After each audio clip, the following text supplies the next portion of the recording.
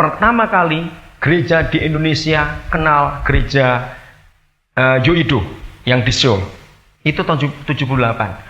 Karena apa? Ada pendeta Indonesia yang ke sana lalu pulang bawa kasetnya pendeta Joyonggi. Saya masih ingat tahun 78 itu, saudara, kaset itu laris sekali. Dikopi banyak-banyak disebarkan seluruh Indonesia. Dengar khotbahnya pendeta Joyonggi, iman yang luar biasa. Nah, akhirnya banyak yang salah karena imannya nebeng imannya Joyonggi. Nggak boleh. Lalu setelah buku Dimensi Keempat Jilid 1 keluar, wah, lebih banyak lagi yang nebeng, khususnya iman cari jodoh. Diteliti bukunya Joyonggi itu, aku minta begini, kok nggak dapet. Ingat, iman itu nggak boleh nunut, iman itu nggak boleh nebeng. Iman itu harus datang karena firman yang kita terima. Maka itu dalam buku Dimensi yang keempat jilid 1 bagian terakhir, Pendeta Jo memberikan 2 contoh. Ada gadis yang mati tenggelam, yang kedua ada pendeta Amerika yang nggak punya utang, nggak bisa bayar. Nah, waktu itu 2 kasus ini iman nebeng. Gadis-gadis itu pelayanan ke satu desa, tiba-tiba sungainya banjir. Nah, mereka menurut imannya Joyonggi, pokoknya dalam nama Yesus kami nyebrang tanpa perahu. Ya hanyut, saudara. Karena apa? Mereka cuma nunut, imannya nebeng. Lalu pendeta itu datang kepada Joyonggi, kenapa utang saya nggak kebayar sekarang? Gereja juga belum jadi. Saya beriman seperti yang Bapak imani. Lalu kesimpulannya pendeta Jo berkata, iman yang saya terima itu karena iman yang saya terima rema dari Tuhan. Tuhan yang menyuruh saya bangun gereja ini. Nah, saudara dengar nggak Tuhan ngomong gitu? Enggak, saya ngikut aja Pak Jo bilang begitu. Lah, ini yang salah.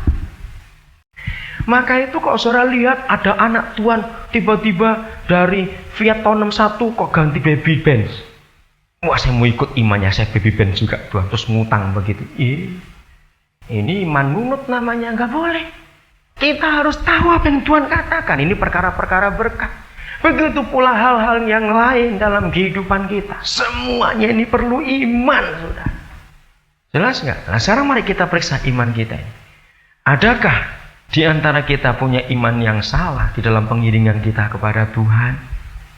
Roma 10:17, catat ayat itu. Iman yang benar itu lewat Roma 10 ayat 17. Coba salah seorang baca dengan suara keras.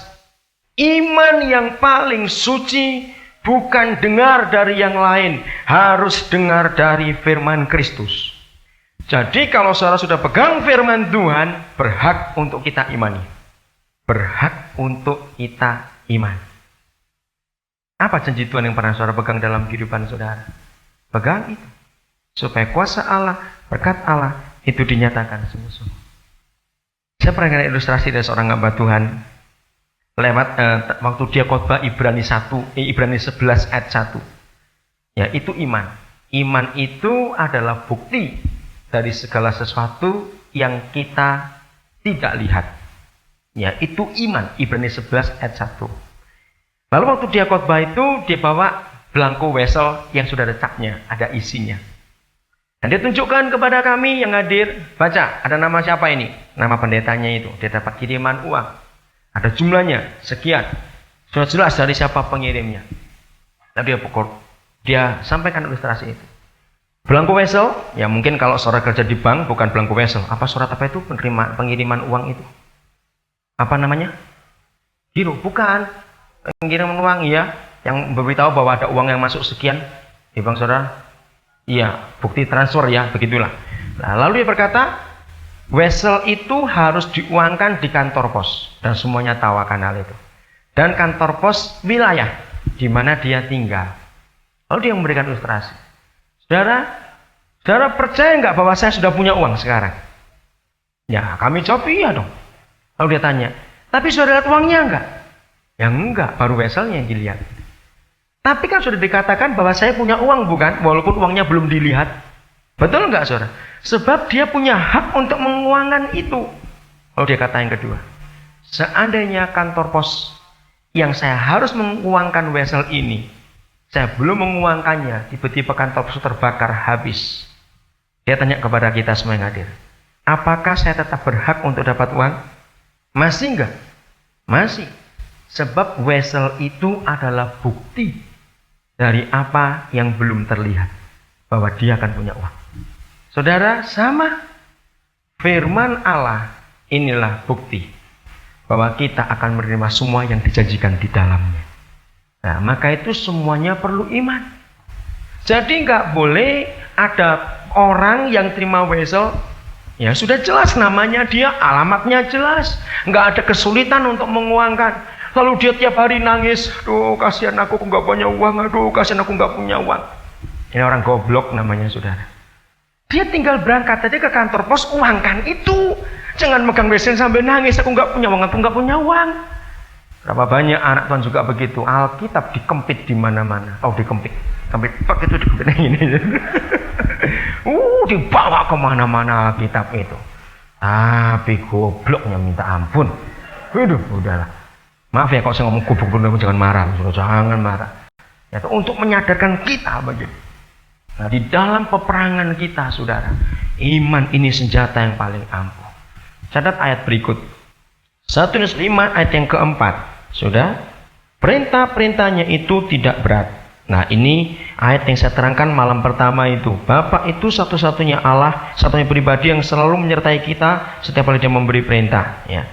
Saya ulangi, perintah-perintahnya tidak berat, sebab semua yang lahir dari Allah mengalahkan dunia. Nah, garis bawahi kalimat berikut ini, saudara. Dan inilah kemenangan yang mengalahkan dunia. Apa itu? Iman.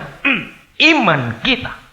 Itulah kemenangan kita yang mengalahkan dunia.